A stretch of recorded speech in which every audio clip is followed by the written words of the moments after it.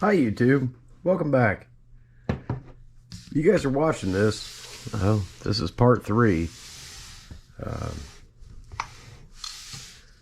Last video we were going to address our rear axle here because we have no drive and we're essentially just spinning our wheels. Well, spinning our gears. So let's get this off.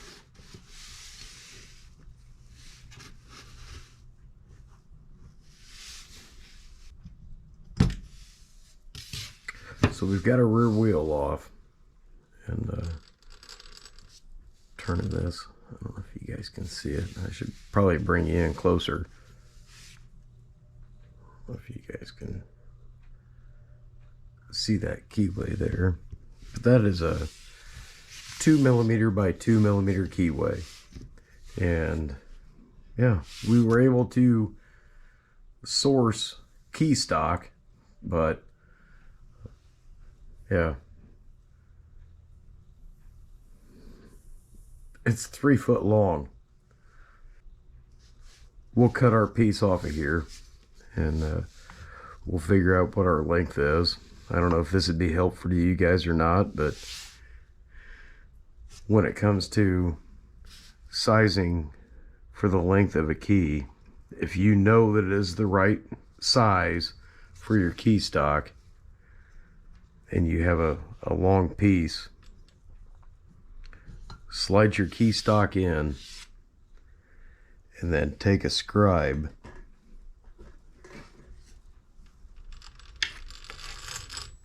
make sure you're bottomed out and then score a line. Just, it doesn't have to be deep, just make a mark on that so you know where to cut it. So now that we've got our mark, we'll take our key stock back out. We'll go ahead and we'll lop that off. So now that we've got this less than 36-inch long chunk of key stock cut off, just dress it up with a nice file. Make sure that you got your edges clean. You want no sharp edges. Clean up your end. And when you're done, you will have a key that will, hopefully, it'll fit just right. Bring this back up to 12 o'clock. Makes it easier to see. See if our key stock fits. And look at that. We are just below flush. We'll make sure that with our scribe, we are just below flush. And now when we turn our back wheels, look at that. Our gear linkage all moves. We did take a piece of stock and bend it over to keep our gear selector in position. So now when we turn our flywheel, we're actually doing some work other than just the generator. I don't know if you guys can pick up the difference in the speed. This is first gear, and then this is road gear. So we now have a direct mechanical connection from our engine through our gear train, our transmission, down to our axle. We'll get our center bolt put back in to hold the key stock in, get our hubcap back on, and then we're going to move on to our fuel delivery and make sure everything's good. We'll take a look at this gauge back here, and yeah, we are almost one step closer, guys. I can't wait to fire this up. I want to see it run. Stick around. We'll be right back.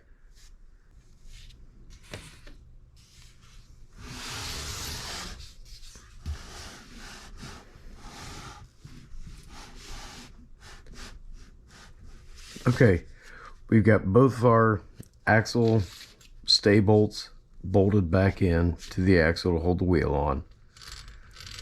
I don't know if you guys can pick that up on this other side or not. This wheel is free to turn. This one here is locked in with the key stock that we just cut down. Hubcaps are back on. Our engine turns freely. And let's make sure that this thing goes into gear.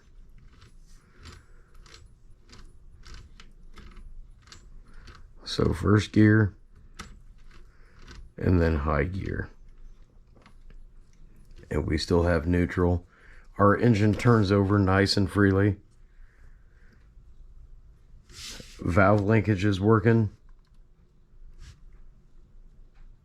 So next thing we got to do, we know we can always get water in a boiler. That's not a problem. We got to get fire in its belly. So let's start in on that. This here, I don't know if it was knocked loose or never put tight, but let's get this thing apart. You guys aren't even in frame. That's my fault. Well, we got this cover off. Let's look at this. Looks like our fill was never tight.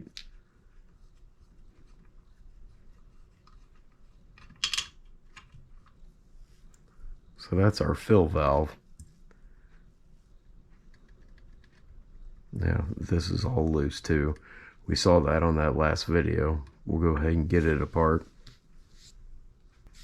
Okay, so we've got our fill valve. Use something smaller than my fingers that keep getting in the way. Our fill valve is off and our discharge valve is off. And you guys can see the tank. So we're going to leave this gas tube on that goes down to our burner. We're going to reseal this and reseal that. We'll tighten that back down. And give me just a second and I'll show you guys what this thing runs for fuel. So this is the filler valve that fits into our fuel neck, and it's yeah, that's pretty much how it works. And these threads here, I bought a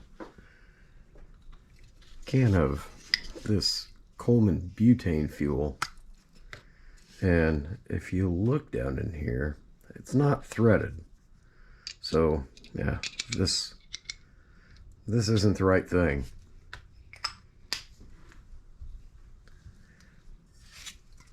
But they do also offer a butane and propane mix from Coleman, and what do you know, it's the right fit. So, well, I don't know if it's the right fuel to use into it or not, and it may come back and bite us, but it says extremely flammable. And if you guys remember that silly little carpet burner locomotive that we worked on, extremely flammable, sometimes good, sometimes not. But yeah, propane and butane, that's what we need for this mix. We'll get these resealed, tightened up, make sure that we have no fuel leaks down to our burner, make sure we have none on our fill valve down here, and we'll introduce a little bit of water in here just to make sure that our boiler is not dry. And sorry guys, not tonight. It's not going to be a steam run, but we're going to check to make sure that our burner operates. So give me a second. We'll get these sealed up. I'll get them tightened back in, and you guys will get to see what we get to do next. The reason I took this fill valve out is because this was loose and there wasn't enough room to swing it. past that. So we'll get this guy put back in. Run it down snug, and then we'll tighten it up. And then I'll go grab the bottle. And right here is the, you see that thing or not? Right here is the injection line that goes into the boiler. So we'll get some distilled water ready.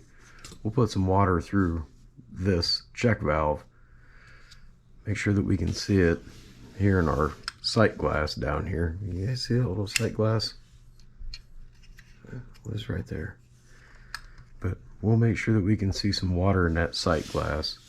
And then we're going to check our boiler. Yeah, we are so close to firing this up, and I really want to, but I got to hold back a little bit because the model isn't done, but we're getting so close. Give me a second. Okay, well, let's get this guy back into frame. There, you guys see that now? We were talking about steam oil in the last video that goes up here into that lubricator. And I was saying that you don't want to use 30 weight oil, and you also don't want to use 3-in-1 oil. What you need to use is steam oil. So we'll put these guys here. I'll get a piece of paper and we'll show the difference in the viscosity. We're not going to draw this out. I mean, it's kind of silly, but it's very important. I mean, this has its purpose, this has its purpose, and this has its purpose. And to put this where that should go is not going to turn out as well as you would think. And to put this where this is supposed to go is not a good idea either. Any lubrication is better than nothing, but the right lubrication does help. So let me get a piece of paper. We'll throw it down here and we'll kind of just squirt some of this out and see what we got. So I guess just real quick, we'll move this guy back out of the way. But real quick, we'll take a look at what this steam oil is.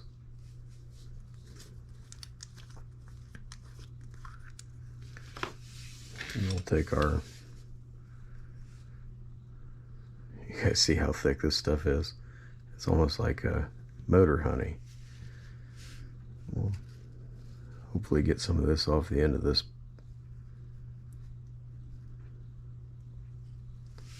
There. Wipe it off, and we'll do the same thing with our 30 weight oil.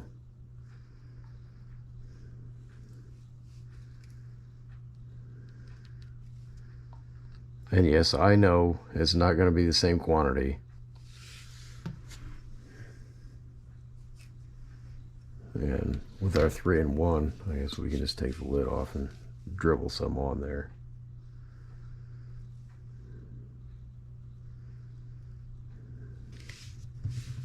And we'll stand this up, and you can see which ones run, which ones don't. So yeah, our 3-in-1, our 30 weight, and look at that steam oil. It's just hanging out. So yeah, that's why different oils are used for different applications.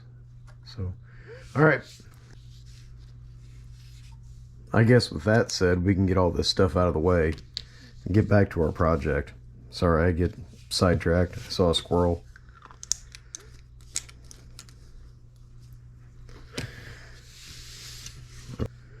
Okay, well, let's get some water in this.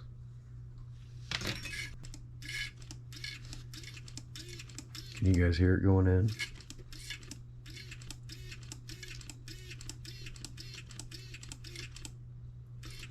We're gonna pump it in until we get a half a glass on our sight glass.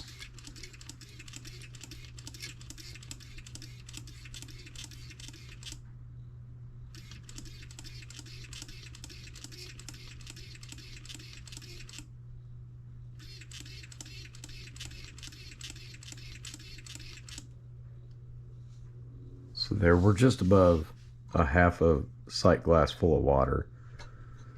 Take this line back out of here, and I'll show you that we don't even need this block anymore. So you guys can see right down in here. Probably not. Let me pick this whole thing up. Can you guys see the water level? Okay. Well, we know we've got at least a half a glass of water. So we'll get this shut. Put this here. We're gonna see what happens when we try to put gas in it. Open this up to purge air out. Oh.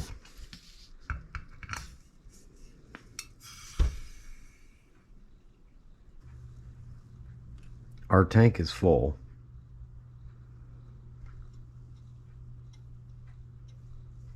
I hear no gas.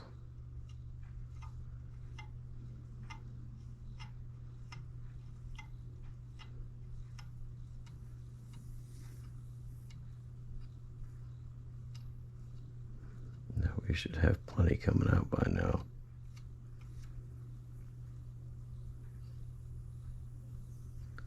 So either we've got an obstruction in our burner or our tank is not full. Well, I guess we're gonna have to dig into that. All right, well, guys, I'm sorry. We're gonna stop this one now, and don't worry, we'll be back tomorrow night.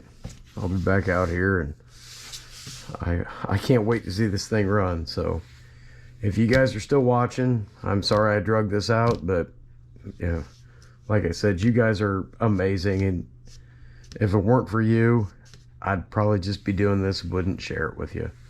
So thank you guys so very much.